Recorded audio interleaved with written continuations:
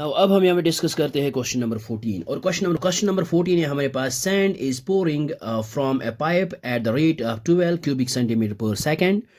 The falling sand forms a cone on the ground in such a way that the height of the cone is always 1/6 of the radius of the base. How fast is the height of the sand cone increasing when the height is 4 centimeter? तो यहाँ पे जो है sand is pouring from a pipe. It means that sand is flowing out continuously from some opening यानी pipe. तो पहले हम यहाँ पे इसकी फिगर यहाँ पे ड्रा करते हैं।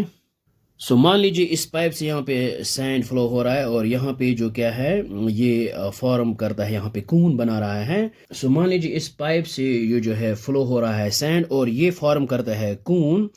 तो यहाँ पे गिवन है sand is pouring from a pipe at the rate of 12 cubic centimeter per second, means volume यहाँ पे चेंज हो रहा है dv divided by dt which is equal to 12 cubic centimeter per second। तो इस रेट से the falling sand forms a cone, तो ये यहाँ पे कून फॉर्म कर रहा है such a way that the height of the cone is always 1/6 of the radius of the base। और अगर हम यहाँ पे बेस की जो रेडियस है वो हम यहाँ पे r मान लेते हैं और ये मान लेते हैं यहाँ पे h is the height of this cone। तो हमारे पास जो है ये जो है height of cone is always 1/6 of the radius। तो ये आएगा h is equal 1/6 times radius. और how fast is the height of the sand cone increasing when the height is 4 centimetre. तो हमने यहाँ पे फाइंड आउट करना है rate of change of height of cone. तो फिर लास्ट पे हमने क्या करना है when r is equal to 4 centimetre. तो ये हमने यहाँ पे फाइंड आउट करना है। तो सबसे पहले हम यहाँ पे लिखेंगे let r be the radius and h be the height of this cone and v be its volume. So ये हमने यहाँ पे लिखा let r be the radius comma h the height and v the volume of cone. और given है हमारे पास dv divided by dt which is equal to 12 cubic centimeter per second, ये हमारे पास गिवन है। और we know that volume of cone जो है वो आता है 1/3 पाई r स्क्वायर h। तो इसको यहाँ पे रखते हैं इक्वेशन फर्स्ट। और सेकंड है हमारे पास गिवन जो हाइट ऑफ कून जो है विच इज़ 1/6 ऑफ रेडियस। तो यहाँ पे आएगा r का value r is equal to 6 into H आएगा 6h। तो इसको हम यहाँ पे एज इट इज़ रखते हैं। तो यहाँ पे आएगा v इज इक्वल टू 1/3 पाई और r की जगह पुट करेंगे 6h, लेकिन यहाँ पे होल स्क्वायर इंटू है फिर यहाँ पे h। So which is equal आएगा v is equal to 1/3 pi 6 into 6, यह आएगा 36 और यहाँ पे आएगा h स्क्वायर और फिर है मल्टीप्लाई h। तो ये आएगा यहाँ पे।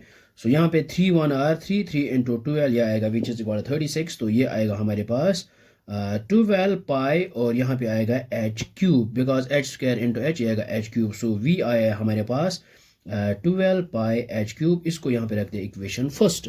नाउ अब हम यहाँ पे क्या करेंगे differentiating equation first with respect t। So ये हमने यहाँ पे लिखा है differentiating equation first with respect t। So ये आएगा dv divide by dt which is equal to 12 pi into H cube को डिफरेंशिएट करेंगे, ये आएगा 3h स्क्वायर इंटू फिर h को डिफरेंशिएट करेंगे विद रेस्पेक्ट t। सो ये आएगा हमारे पास dh डिवाइड बाई dt। तो ये dv बाई dt हमारे पास गिवन है विच इज इक्वल टू 12। तो यहाँ पे लिख सकते हैं 12 विच इज इक्वल, यहाँ पे क्या है 12 into 3 which is equal to 36 और pi h square as it is और ये है यहाँ पे आएगा dh डिवाइडेड बाई dt। तो यहाँ पे क्या करेंगे 12 1 और 12 और 12 इंटू 3 आएगा 36। सो इसको हम यहाँ पे लिख सकते हैं अब। सो ये हमने यहाँ पे लिखा है dh by dt which is equal, ये है 1 इस 3 पाई h स्क्वायर को यहाँ पे डिवाइड करेंगे, ये आएगा 1 divide by 3 pi h square. Now अब हमने यहाँ पे क्या करना है h को पुट करना है 4 बिकॉज यहाँ पे क्या है how fast is the height of the sand cone increasing when the height is 4 centimetre. तो यहाँ पे पुट करेंगे when h is equal to 4 centimetre. तो यहाँ पे हाइट जो है वो इंक्रीज हो जाएगी यहाँ पे। So which is equal to 1 divided by 3 pi और h की जगह पुट करेंगे 4, यहाँ पे स्क्वायर ये आएगा 1 डिवाइड बाई 3 पाई 4 स्क्वायर आएगा 16। So which is equal 1 divide by 16 into 3 यह आएगा 48 पाई। तो हाइट जो है it means that height of the sand cone is increasing at the rate of 1 divide by 4 pi, यहाँ पे आएगा centimetre per second. So when height is 4 centimetre. So I hope आपको ये समझ में आया होगा, ये बहुत ही आसान है।